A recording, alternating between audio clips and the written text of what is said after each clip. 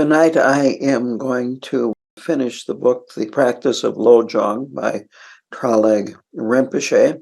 I'm starting with slogan 53, which is, do not fluctuate.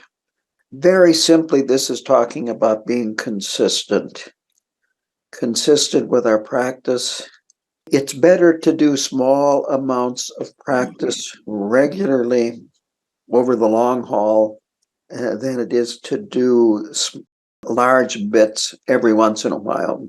This is all about diligence. So it means developing this habitual pattern, a good habitual pattern of regularly doing practice, whether it be sitting on the cushion or going about your daily life and not forgetting to practice Lojong in your daily life. In the West, a good example would be the story of the hare and the tortoise, where the tortoise was steady and moved slowly, and the hare or the rabbit would move quite quickly, but he would get distracted, and the tortoise won the race through just steady, continually moving and going towards the goal. So there is a quote here by Kyabgon Rinpoche: a person who sometimes practices and sometimes doesn't has not developed a definite understanding of Dharma. Don't have a lot of projects on your mind. Do mind training single-mindedly. So he is just advising us to keep focused and try to avoid distraction as much as possible. And I will say that in today's world, it's really hard to avoid distraction. There's always something out there that can distract you, whether it be vibrations on your cell phone or beeps on your cell phone or whatever, that there is just so much to distract us out there. And this is a really difficult quality to develop. Another way to interpret this, don't fluctuate, is that we need to be open to change and open to learning while we remain reliable and trustworthy in the eyes of others. Don't make promises to other people only to not fulfill the promises that you've made. He then talks about the Kadampa masters of the past, teaching that this fluctuation of high energy and low energy saps one's energy very quickly, and you become discouraged and eventually drop the practice. So the most effective way is to find new and innovative ways to approach things, and this has a cumulative effect over time. And I put in here, avoid the fast food approach. I have met people that have come to Dharma and very, very enthusiastic, and they want it right now. The results of Buddhahood or enlightenment or whatever they think are the results. And of course, when they don't happen quickly, then they get discouraged and they suddenly quit coming to the center. So we develop positive habitual patterns. And this is important, to have positive habitual patterns. And we develop them through repetition. And we need to look honestly and realistically at ourselves, what we're capable of, what our current circumstances are, and of course, to encourage ourselves to push us more than we really would ordinarily push ourselves, but only a little bit. We don't want to push ourselves so much that we at some point say, this is too much. I'm just going to drop it. He has a quote here by Traleg Rinpoche: until you attain perfect Buddhahood, you will still have past actions and tendencies to remove, and will still need to attain more and more spiritual qualities. So do not fall into indolence and sporadic practice. Practice Dharma with diligence from the depth of your heart, without ever feeling that you have done enough. So that sums up slogan 53. Slogan 54 is train wholeheartedly. And this is kind of a follow-up to the previous slogan. Make this strong commitment about seeing Lojong training through to the end. In my own words, don't have an exit strategy. See it through to the end. Again, to repeat what was in the previous slogan, if we are careful in our expenditure of energy, keeping it steady, in the long run, we will have much better results. And it's important to have courage here with our practice. We need high aspirations, high aims, and courage avoids this hope or fear or hope and fear trap, where you kind of vacillate before hoping things will happen, but you're afraid they won't. And just have this courage to keep on practicing and expend, again, regular energy in the practice. He says then that we should deal with whatever we meet in an upfront way without any deviousness or manipulation. This is an important point, that we're really trying to avoid doing things deviously or trying to manipulate situations or manipulate people. We're trying to be very upfront. He then quotes Chilbu Choki Gyaltsen. When you engage in training of mind, do not remain hesitant, but direct your entire mind. You should remain resolute in your decision and train with no hesitation. So that is the explanation of slogan number 54, train wholeheartedly. And then slogan 55 is find freedom through investigation and examination. What this is getting at is that we need to have analytical skills. We need to be able to investigate and examine, to be, you might say, companion of our compassion practice.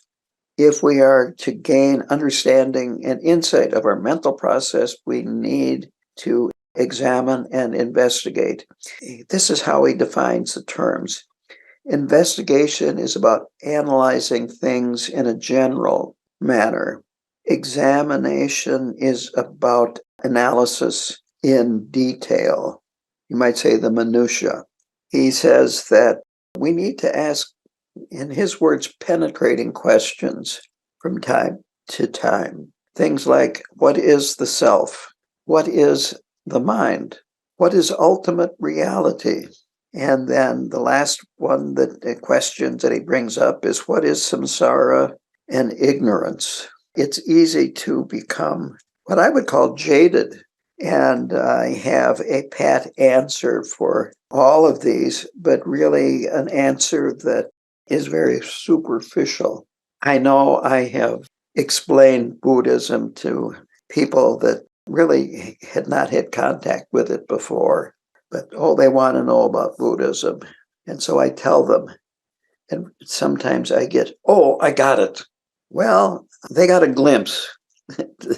So avoid this thinking that you really got this, and keep going back and investigating deeper and deeper. There is a quote at the end of this commentary on the slogan: common folk are fettered by their thoughts. Without such concepts, yogis are set free. The very halting of discursiveness is fruit of true analysis, the wise have said. So here, this true analysis of really looking in depth, this can help us let go of discursiveness, let go of this endless train of thoughts that are going through our mind. Now, the next slogan is don't expect gratitude. We just commit ourselves to doing things without expecting anything back. We do things to the best of our ability. We do things thoroughly, as possible as we are capable of. We don't expect more than we are capable of, and if we do not meet our expectations, we're gentle with ourselves and encourage ourselves rather than, you might say, punish ourselves for failing or letting ourselves down. And we work towards accomplishing things without sloppiness. He says that this is rather interesting. We're actually more likely to receive gratitude if we don't seek it, if we're more humble about it. And we want to avoid, first of all, wanting other people to feel indebted to us. We don't want to pass on an obligation that I've done this for you, therefore you are obligated to me. So this indebtedness, it could be that they owe you a gift, they owe you some help in return. Maybe they owe you an offering or whatever, but just don't pass that kind of attitude on to whoever you are encountering in life, and just give up any recognition of whatever it is that you are doing and practicing. He has a quote by Shantideva: "The work of bringing benefit to beings will not then make me proud and self-admiring. The happiness of others itself is my satisfaction. I do not expect another recompense." The Buddhas and the Bodhisattvas are our teachers.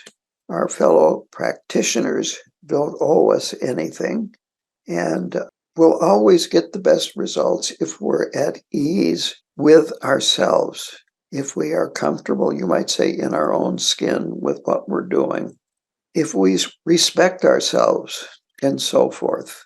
He then quotes Kyabgon Rinpoche here: "Don't make a big fuss even when you are kind to another person, because you are, in fact, just working at regarding others as more important than yourself."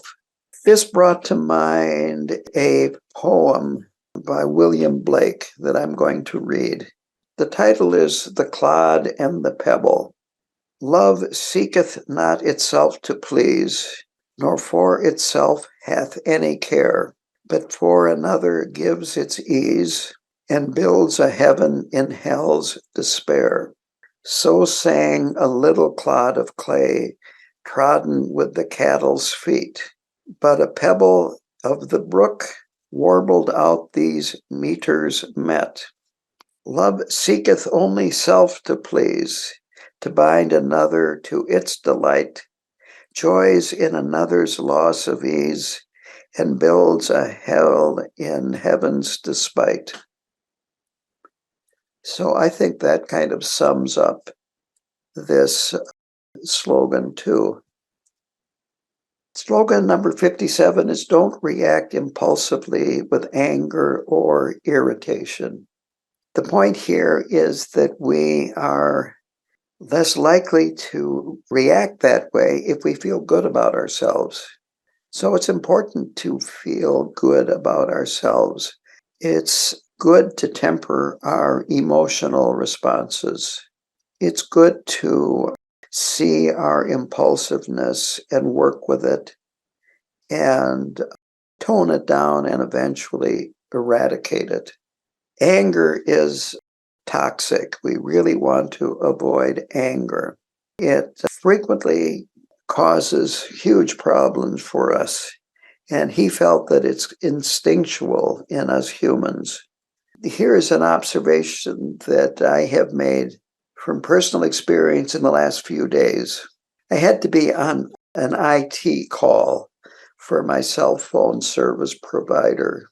I would give them information, and then they would obviously enter it into a computer of some kind or another, and it took them a long time before they were ready for the next step.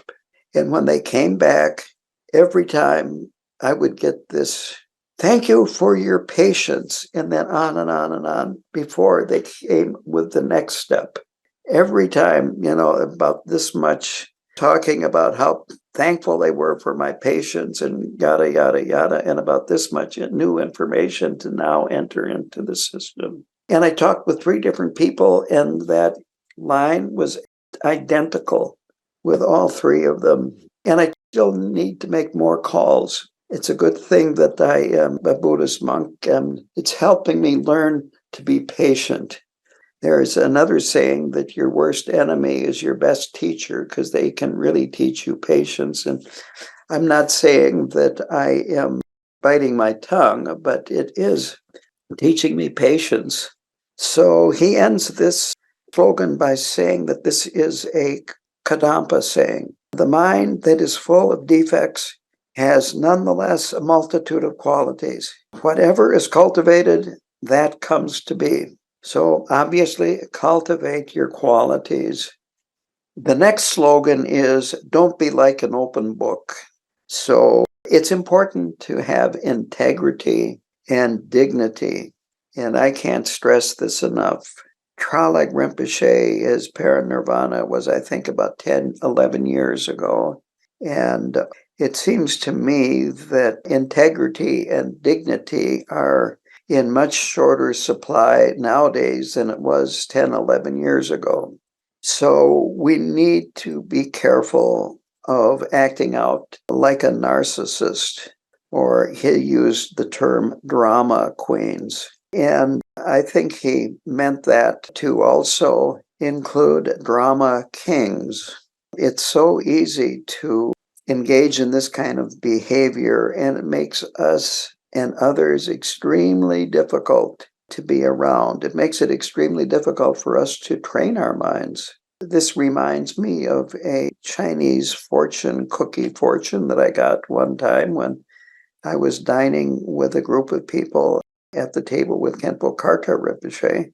And the fortune in the cookie read, to see your drama is to be liberated from it. So this goes back to analysis and investigation, that if we can see our own drama very quickly, we will let go of it because we realize that it is drama and it's pointless. So the advice that he gives is we should be as even-tempered as possible, not suppressing our emotions or bottling it up, but having a consistent demeanor so that others will welcome any help that we offer. And I can't help but think of Khenpo Karta Rinpoche and his demeanor when thinking about this slogan. I saw him in all different situations, difficult ones, easy ones, and he had a very even demeanor. I never saw him get excited. On the other end, in the 3-year retreat, there were times when things were very tense, and some of the retreatants gave him a very hard time, including myself. And he always had a nice, even demeanor. I also thought of slogan number 30, which Chogyam Trungpa Rinpoche in his teachings translated slogan number 30 as don't be so predictable. But what this means here is that slogan number 30 is don't be led around by habits and impulses like you have been in the past. And so don't be predictable in terms of your negative impulses. So we want to become predictable in terms of our positive qualities and our positive habits. While I'm talking about that, a lot of these slogans overlap. They're not independent, that there is a interdependence between them. The final slogan is, don't expect people to make a fuss over what you are doing. So avoid these mundane habitual patterns that can seep into our spiritual practice, that we want, let's say, credentials. We want recognition. Maybe you want to be written up in a newspaper, or you want to have 2 minutes of fame on television because you have been such a great person and it's Christmas time and you've organized this or that and so on and so forth. You probably won't get a Random Acts of Kindness award, although it might be possible, who knows. But the point is, just do the practices and Don't expect any kind of reward or fuss or recognition. He quotes Shantideva here, "Thus, when I work for others' sake, no reason can there be for boasting or amazement. For it is just as when I feed myself, I don't expect to be rewarded." So very simply, practicing Lojong automatically benefits yourself. When you generate bodhicitta, you already benefit yourself from that. We can feel gratitude. We can appreciate others. We can think about somebody else, worry about ourselves less. When we help somebody across the street or other acts of kindness, we just do it and we are automatically rewarded with it by the merit that we accumulate. And that is enough. These things make our actions meaningful, gratifying, and purposeful. We don't need to have anything more than that. And of course, we are benefiting others also. If you think about it, there is plenty to feel good about, and you don't need a pat on the back, or you don't need other people telling you, how great you are, and so forth. He says we should constantly contemplate these lines that Shantideva wrote. The goal of every act is happiness itself, though even with great wealth is rarely found. So take your pleasure in the qualities of others. Let them be a heartfelt joy to you. To sum this up, just take joy in your daily activities and avoid over-focusing on your faults. When you see faults, then make the aspiration to improve. So that is the last slogan. Then he finishes off the book with a conclusion, kind of summing up the whole Lojong book here.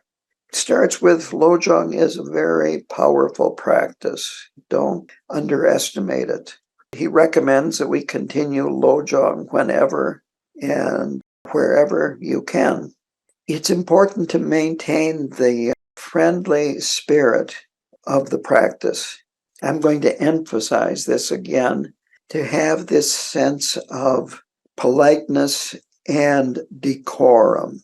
I talked about the IT people and over and over again talking about thank you for being patient.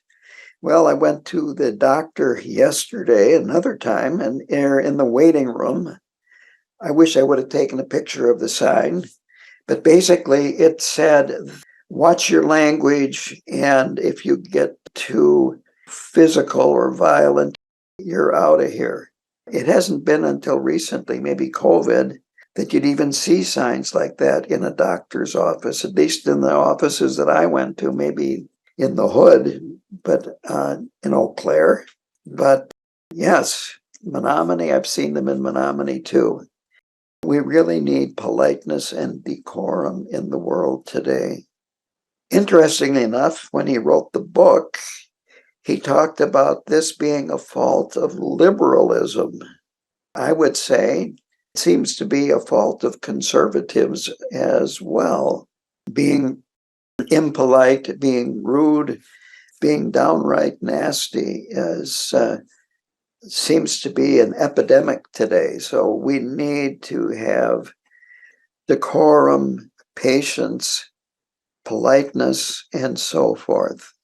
He says that he has tried to present a traditional version of Lojong. He says that the language might be more contemporary, but the format follows traditional Tibetan Buddhist traditions.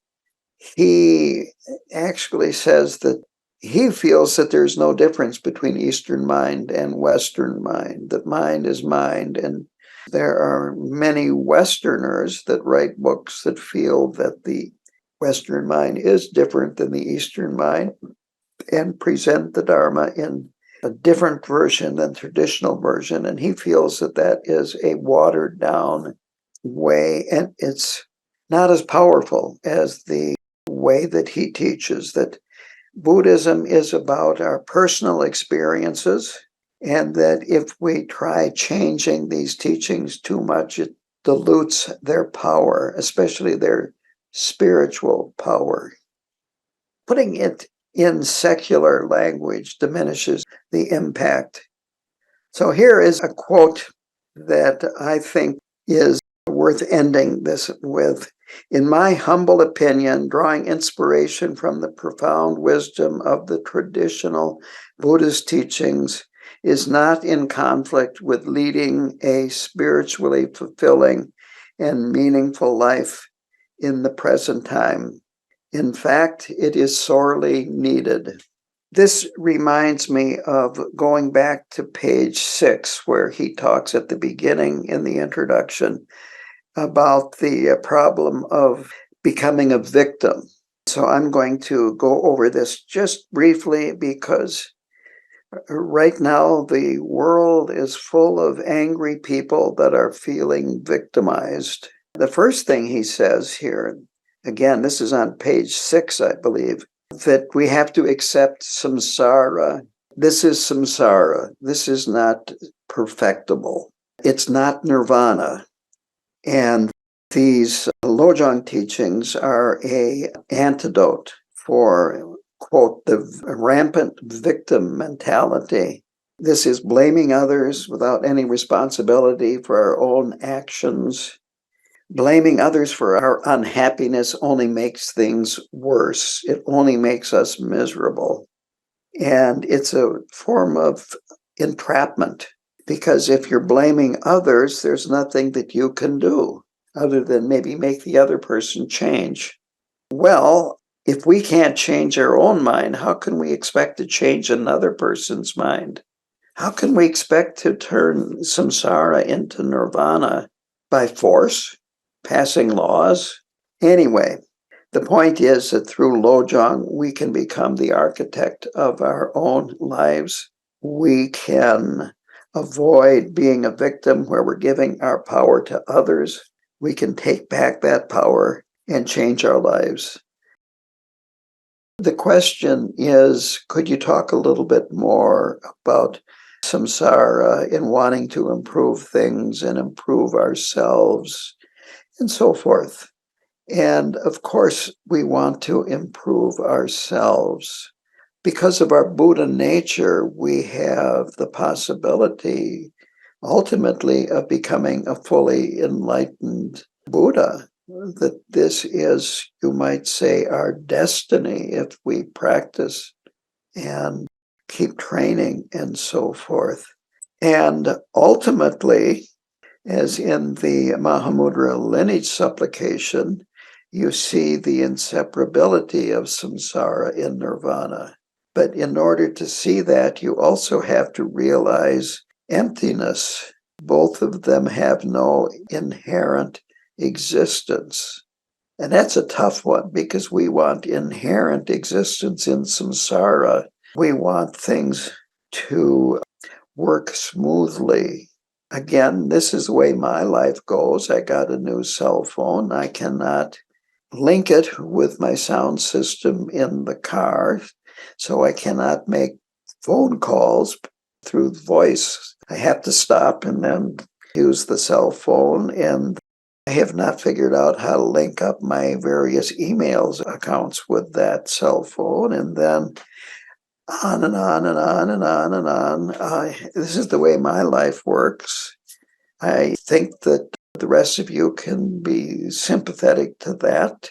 This is the way things work. And of course, when I went out yesterday to get in the car and drive to the doctor down in Eau Claire, an hour's drive, I had a dashboard light on that hadn't been on before, and it was low pressure in my tires. So I stopped and got a pressure gauge, and of course it was the last tire that I checked that was the low one, and then I had to get the compressor going and yada yada yada.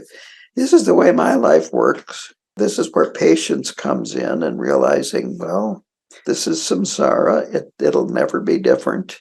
They've yet to come out with a car that never needs maintenance, whose tires never go flat, and on and on and on. And If you have an electric vehicle, you need to charge it. If you have a hybrid, at some point you have to put in gas or diesel. And well, my saying is because of impermanence, maintenance is permanent. And it's that way with our lives, that there's always going to be something that needs more attention than we would like to spend on it. It's rare for me, and maybe you guys are different. You've got to get something done, and for some reason or other, things go much smoother and quickly than you had expected. That happens every once in a while, but not very often. So a lot of it is just plain accepting, what we run into and being able to work with it skillfully without getting down. That having a positive attitude is really important. Kyabgon Karmapa talks about that leaning towards the positive, even if it might seem unrealistic, is better than being negative.